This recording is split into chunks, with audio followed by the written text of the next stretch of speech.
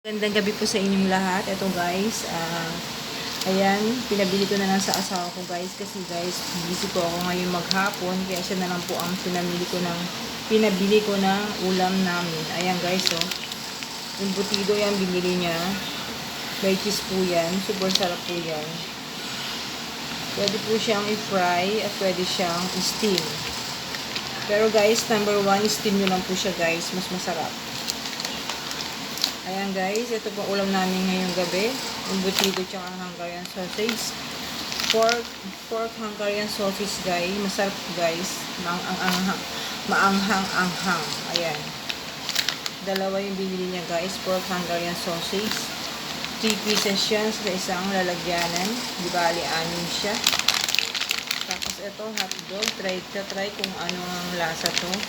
Bagong brand. Ang brand po ng aming hotdog guys, mas masarap ang tender, juicy at picnic. Pero ito guys, 100% super sarap po nito guys. Meron siyang cheese sa loob. Ayan.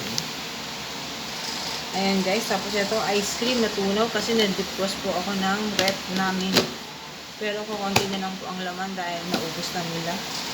Ayan guys, ayan ang aming. Ito po ang aming hotdog. Ito po ang ulam namin ngayong gabi. Ayan. Yung butido guys. Tapos ito ulam namin yan. Ito ulam namin. Ito hotdog almusal. Okay guys. Bye muna. Bye guys.